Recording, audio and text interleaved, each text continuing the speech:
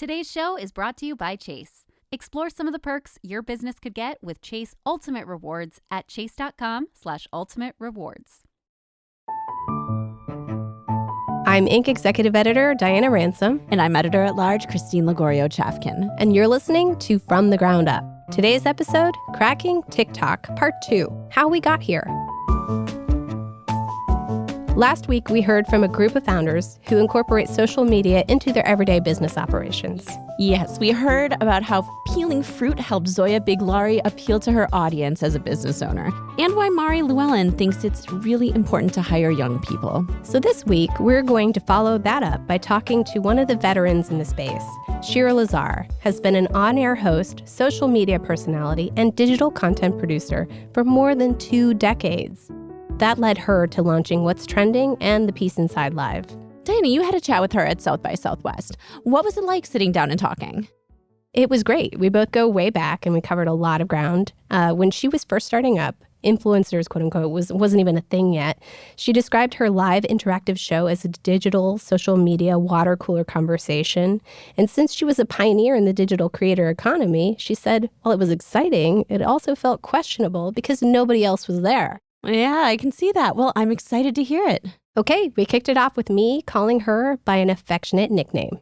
You were Hurricane Shira. When Hurricane Shira came through. Wow, that's what I'm known for. Yes, but it was in a very loving way. We referred to you as Hurricane Shira. Your show was crazy popular. I actually remember pumping gas, and I could hear your voice. Like your show was literally playing as I was pumping gas at the gas station.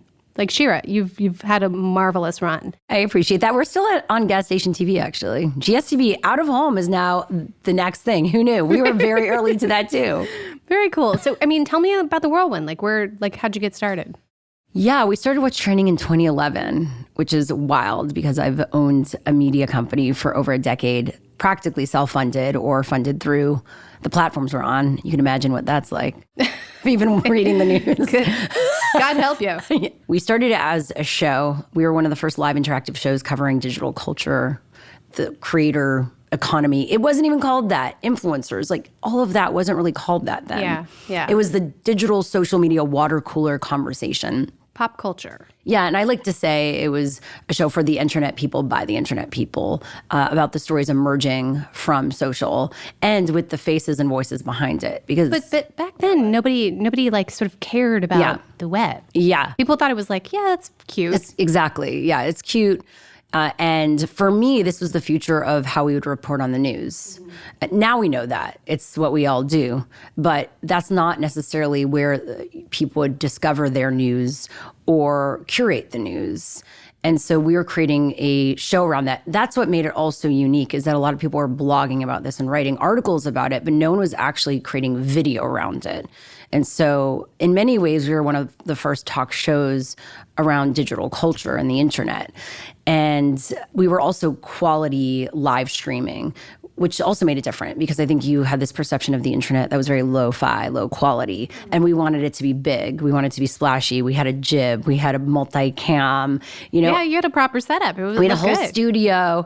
And it's funny because that worked for us and against us. And for us in that brands took us more seriously. And I would say also creators and talent took us more seriously. We had everyone from will.i.am and Common and Mark Cuban and Snoop to YouTube stars like Lily Singh and Smosh. Right. All these people you might know or might not know. And they loved it because they were already on the internet. They didn't want another video that made them look like more internet people. They wanted video coverage that made them look like stars. And we provided that. At the same time, we bridged that gap between traditional media and the new media world as these celebrities were coming in saying, the smart ones, saying, I think there's something here that we should be paying attention to. Well, so how did you know way back then that social media and that video would be so big? I don't even think I didn't know. No. Hindsight is 2020, right? I think now, as it's been over a decade of What's Trending, but 2 decades of being in digital media, I now see patterns, right? I now see when things popped and I paid attention or took notice to it. And then you could start repeating that in a way as time goes on. And so at the time for me, it was about, I didn't have a choice. I loved video. I loved hosting. I loved interviewing, and I wasn't getting the jobs. I wasn't getting a job at MTV or E! And I found the opportunities in the digital realm. I just happened to be, it was a bit right place, right time, and curious enough and enthusiastic enough. And maybe a bit crazy enough because a lot of times I was working with startup founders and internet people in this new wild, wild west. And in many ways, I had to be a self-starter. And I also had to deal with a lot of them. A lot of these were, let's be real, like bros on the internet. And I was a lot of times the only woman around. But I stood my ground and I did what I got to do. And that's how I learned. It was my school in many ways. And so for me, that it came from the lack of choice and the such a desire and hunger to do what I love doing. And then I started seeing little things pop, right? I picked up my phone because I was doing red carpet online videos at the time for like Hollywood.com and Verizon and all these places. And they said, oh, this is so boring. This is just traditional red carpet interviews. Let's spice it up. Like, let's make this more edgy. And for me, I said, well, you know what's really interesting? What happens in between when the cameras are rolling? Like, what if there was a way to get a bit more intimate with it? And so I thought, wouldn't it be cool to almost post the outtakes? And how could I do that? And that was my, I would say, the curiosity in me figuring out a solution. But did those end up sort of doing well? Well, so this is what happened. I found the phone at the time, the Nokia N95, and I found out this phone could upload to the internet. Ooh, really, really It's so industrious. funny. All these things that we're talking about sound so quaint. It's like, know. did you know that we could write things and then it would go online and you could read it from wherever Totally. you were in the world? Exactly. And now it sounds weird that I'm saying this, but at the time it was really crazy, right? And so I got this phone and I would just be doing videos on the red carpet. Hey, we're here. Oh my God. As you see, I was showing people the real. Like, as you see, I'm at the end of the line. No one's talking to me until someone does. But these were things that weren't being shared at the time. And I was uploading it through whatever mechanism at the time. Now we know that as the modern vlogger. I mean, that's what people do on the carpet with their little mini microphones. You know? And so I started doing that, and it's not that I started seeing it being overly popular, but I started seeing people taking interest. And then Nokia hired me for the Webby Connect Summit. The Webby Awards had an event.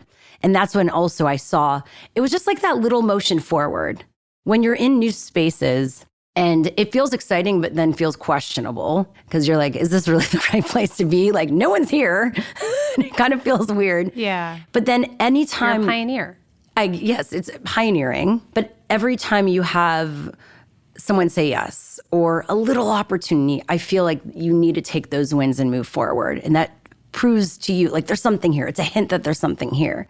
And I kept getting those signs to move forward from going to the Webby Awards event and starting to do this professionally. I was just doing it for fun. Oh, Nokia's hiring me to do this now. Wow, there must be something here.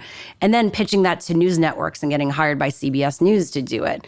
And then starting to see blogs cover viral videos, but no one doing it on video. And at that point, it was about not just the curiosity and finding the solutions, but finding what some other people weren't doing. Right. Right? It's like finding the blank spaces. But it just seems so obvious now. It's kind of It wild. does. It does seem obvious, but it's not obvious when It's you're not in obvious it. at the time. Or at any point in time when we're so focused and in many ways distracted by not just what's working, but what we're attached to. Mm-hmm. So the whole idea, and this is where some personal growth comes into it, is looking at the things happening in your life or your business or your industry and saying, okay, this may be fine now, even though nothing really seems fine right now in every industry. But what is there out here that I'm not seeing? Right? Can I go outside of myself, outside of my bubble? And part of that requires an openness, right? And part of that requires a bit of letting go and adventure. And also being humble, saying, I have this experience, but I'm ready to learn. I'm ready to dive into a new space. And having some excitement about it. Yeah, I think that's hard for people. Yes. So you're uniquely gifted in that regard, I think. But then when you get there, it's saying not letting yourself go back to say, oh, this is weird. And like, there's still some uncertainty here. How do you balance between your one foot in, your current / maybe old life and this new thing? Because a lot of times, for me, it's about jumping in, but you have to be aware of your responsibilities and what you're doing. There's a way, that's why I always say it's about bridging that gap. Okay. You were talking before about sort of noticing the patterns and realizing that you could spot the patterns now. Is this what sort of led you to like Web3 and NFTs? Yeah. Well, in many ways, I felt like what's trending, and many people would tell me, what's trending maybe was a one-off. You were lucky, right place, right time. And that's very true.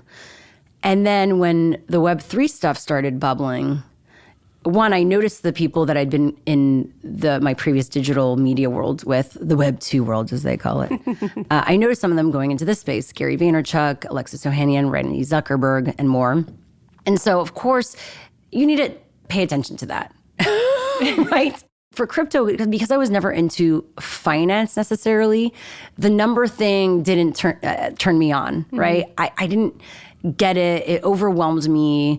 I'm one of those people that likes to invest or put money in and like just not look at it. Whereas then, art was. I loved art. I love creatives. I love creators. And so the Web3 space ended up becoming that for me. And then I did notice a bit of that energy that I'd seen previously in the YouTube space there, and the community building that really was interesting and exciting. And so, that's where I found myself there. And then when I saw the results, or as I saw people being responsive to what I was doing, there was a bit of that, wow, oh, I'm doing it again. Mm-hmm. Oh, this is interesting. Yeah, you became this leading female voice. Yeah, and I wouldn't say it was easy, but it was right place, right time, and then my previous experience and it making sense for what this space needed. They wanted... You also are a very good communicator. You're very good at sort of boiling down complex subjects for people in ways that they can actually understand. I try to, but partially it's because I'm trying to figure it out. So partially because I think I like to simplify it for my own knowledge and brain. That allows me to do it for someone else. And then coming out of, the hype around Web3, and it's still around, by the way, it hasn't gone anywhere. It's still there. Blockchain tech isn't going anywhere. The balloon sort of got a little bit smaller, though, right? Exactly. Yeah. But then, of course, that makes the industry, you could say, in a way more sustainable because the people that care about it will be there versus the people that aren't. And then, of course, everyone's eyes are on AI now. What I then realized at this point, in my constant evolving like Madonna, or cat lives, as I like to call it, is that, okay, now I'm interested in this. Well, okay, now I'm feeling like a bit of multiple personalities. I feel everywhere. But then the common theme to me was emerging tech, right?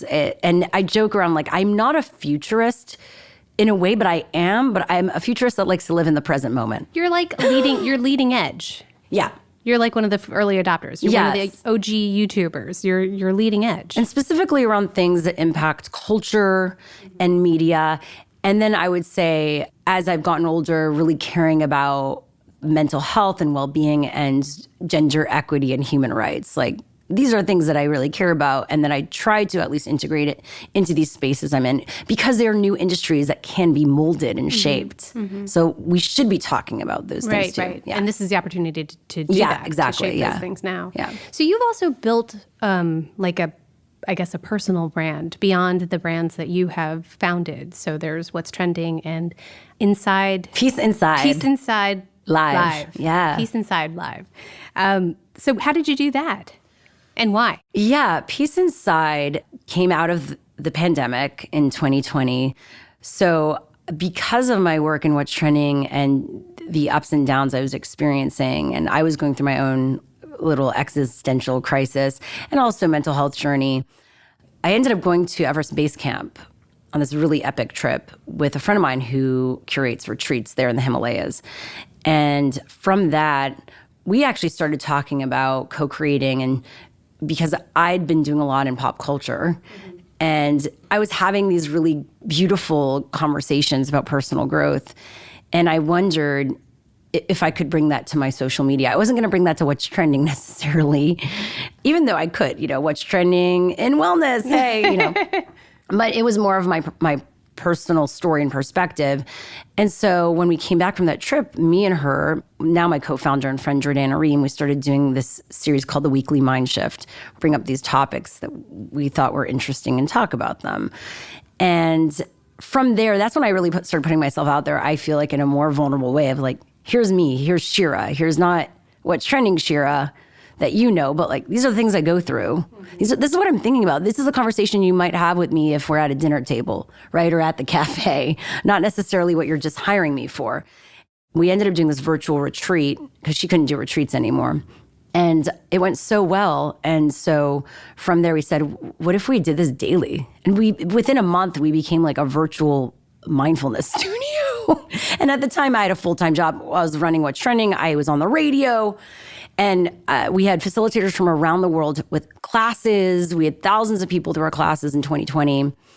And so it was really cool because for me, I finally got to lean into something I really cared about.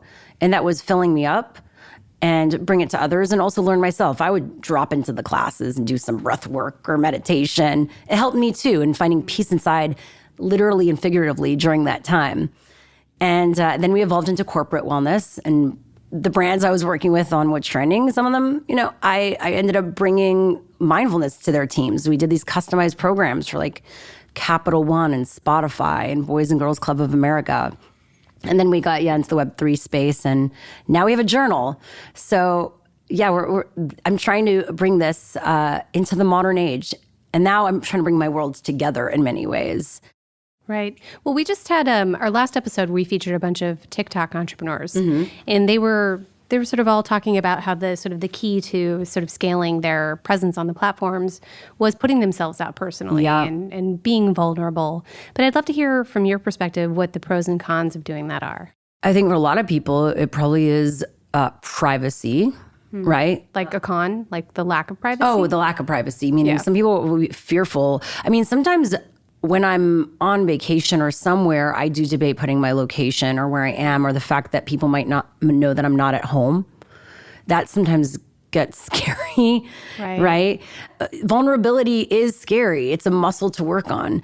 Part of it is what connects you to people, oddly enough, but yet we run away from it.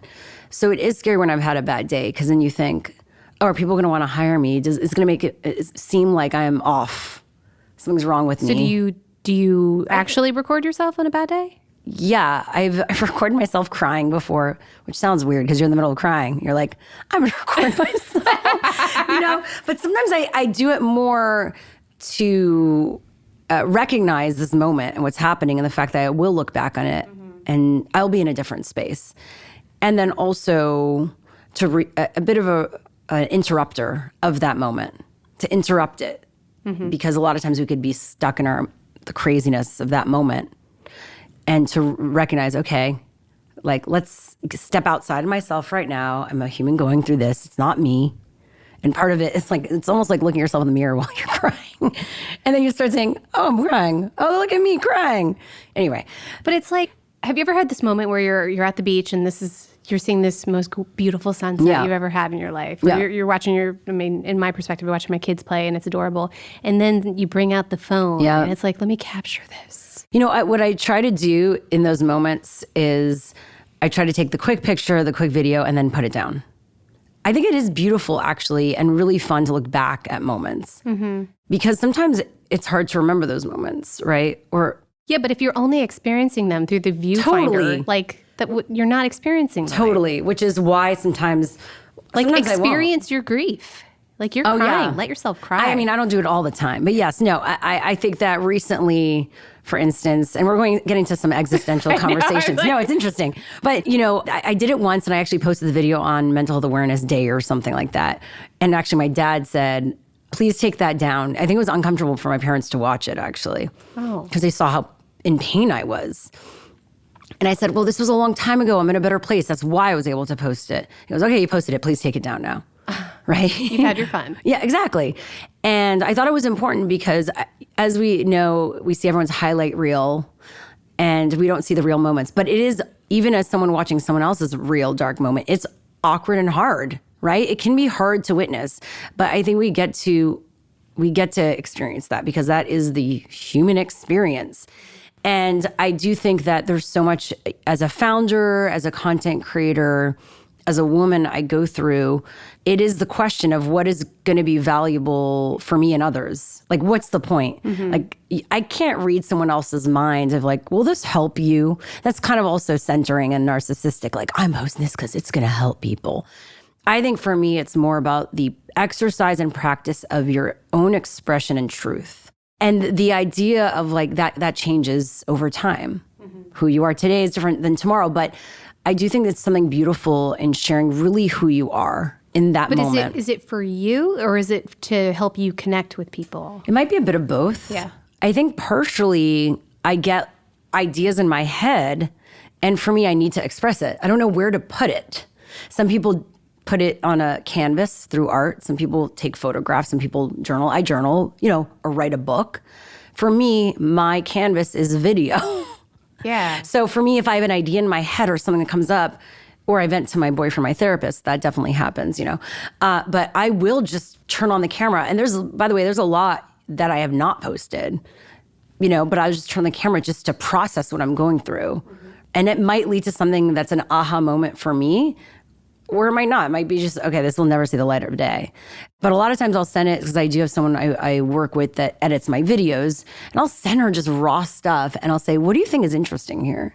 Like, what, I don't know. Like, I feel I'm so in my experience, like I need some perspective. And in the future, it'll be an AI. Hey, AI, what do you think is interesting? And she'll be like, wow, I really like this. And it helps. Wouldn't it be funny if the AI is like, absolutely nothing? Maybe. And then I'll be like, okay, new AI, you are fired. But so that is the question as a creator. Do you create for yourself or do you create for others? I would like to think, like my existence had a purpose on this planet. Maybe I made my mark in some way. That's what you hope. But, and also in the pursuit of that, you want to make sure you're not losing your own experience in life. Yeah. Today's show is brought to you by Chase. Explore some of the perks your business could get with Chase Ultimate Rewards at chase.com/ultimate rewards. Is anything off limits? Like, is everything fair game with this? Yeah, I think that now that I'm in a relationship where that person doesn't necessarily want to be on camera all the time, I have to respect that. And also I've learned there is a bit of this etiquette that I think we've learned over time. Some people maybe don't follow it, but where I will be in public spaces with colleagues or employees, friends, and I will have to say, hey, do you mind, I'm doing a video, do you mind if I put you on camera? And in the end, like, you need to respect that. Yeah. So I'm never gonna, and I have in the past just been that person that was flippant. Oh my God, we're, everywhere.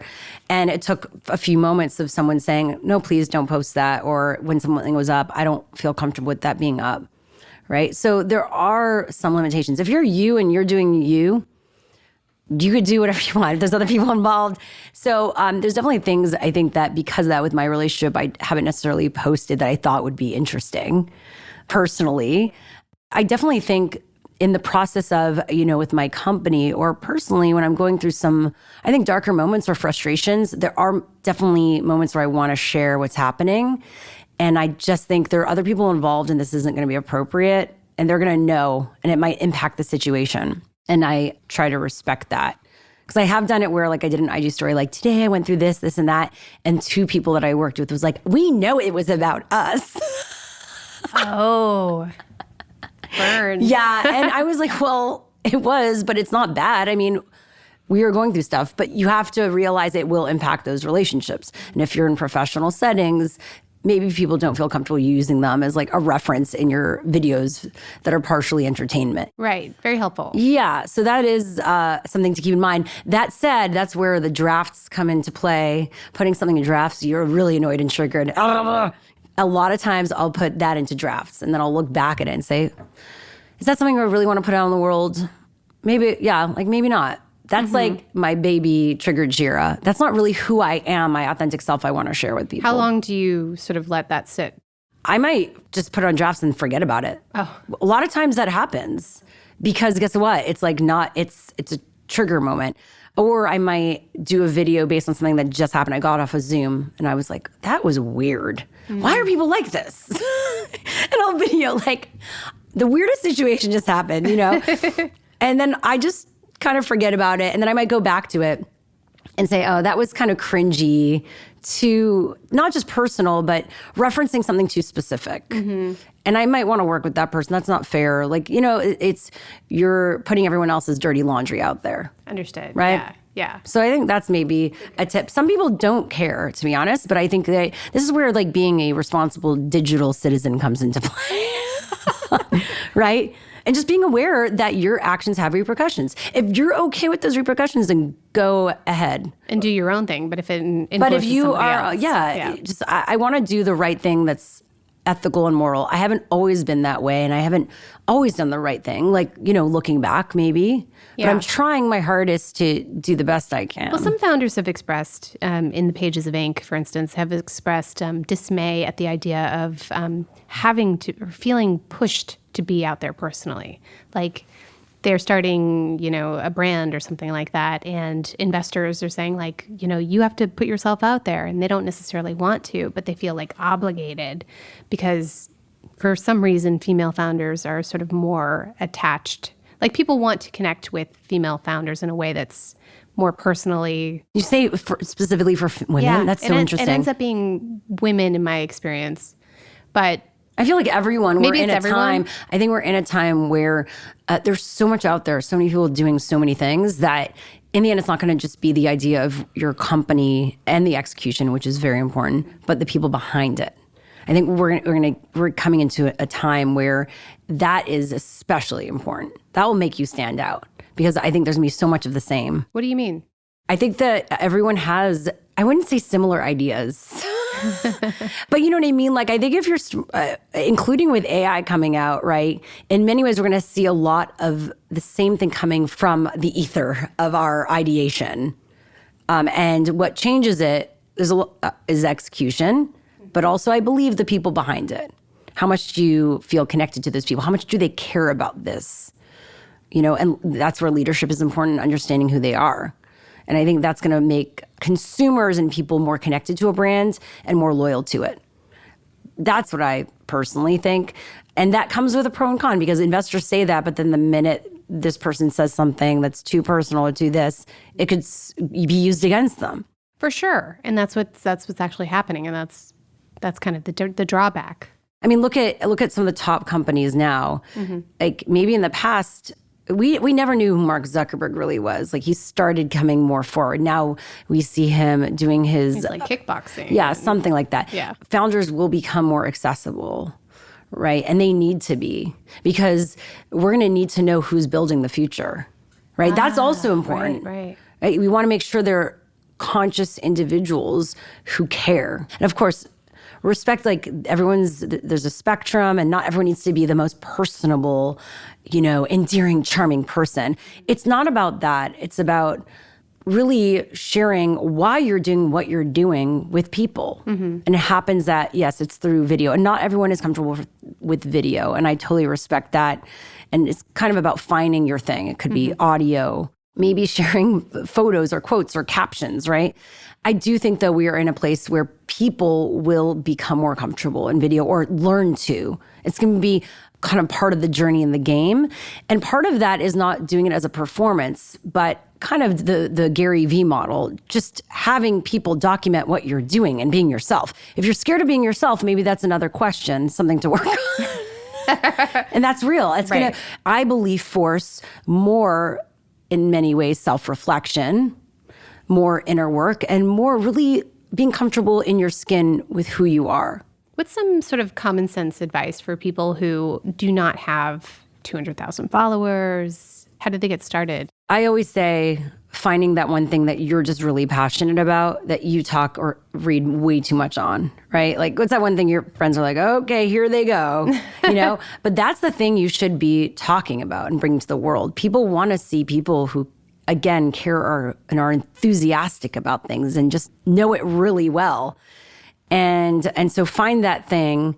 And then I just think turn the camera on and start going and realize, again, what you post the first day is going to be much different and probably more cringy than when you look back maybe a year later and you learn and iterate along the way. But you just need to get started and be consistent. That's basically it. And then, of course, don't copy, but be inspired, right? Because when you just copy, you're not leaning into really who you are. Any differences between the platforms like TikTok versus... Yeah, and then you have to be aware of, I would say, the best practices, but what's working on each platform. And this is a bit of a challenge, I think, for a lot of people because it requires time and effort or money to hire the right people to do it, let's be clear. And so it's easy to just have one video that you post everywhere. And I even do this, by the way, because it's the low-hanging fruit. I wouldn't say it's the lazy way to do it, but it's the manageable way, right? But then you might have different things like I use the captions or different text on TikTok. And I use the music and use the tools that are endemic to those platforms. But again, if you're really going to hunker down and do it properly, you might even have a different strategy, a different type of video for each platform. And then that changes all the time. Well, I was going to say, buckle up. You always have to recalibrate. And this is where if you can get a support or a group of peers, because you'll constantly be learning from each other, constantly collaborating. And if you can, even getting some assistant support of someone else so they can give you perspective as you're going. Because that's really helpful for me because this space, it can be very lonely and overwhelming when you're constantly working alone, which is actually why I love the idea of AI when it comes to the creator economy. Because for me, I use AI as a sounding board, as an editor, as just another perspective. Like, how much can I constantly do on my own? I start questioning my own ideas. So, I think that's where AI can help and support you. Amazing. Well, Shira, thank you so much. This has been a wonderful, wonderful conversation. I've learned a lot. I hope so. And I've enjoyed talking with you. No, I love talking to you. And yeah, it's a pleasure. Thanks for all the work you're doing at Inc. and always including me. Oh, always. That's all for today's episode of From the Ground Up. Be sure to subscribe to Apple Podcasts, Spotify, or your podcast platform of choice. Also, if you like this episode or have suggestions of what topics you'd like to hear about, leave us a review on Apple Podcasts or reach out to us on Inc.'s social channels on LinkedIn, Instagram, and the app formerly known as Twitter. From the Ground Up is produced by Julia Shue, Blake Odom, and Avery Miles. Mix and sound design by Nicholas Torres. Our executive producer is Josh Christensen. Thanks for listening, and we will see you next week.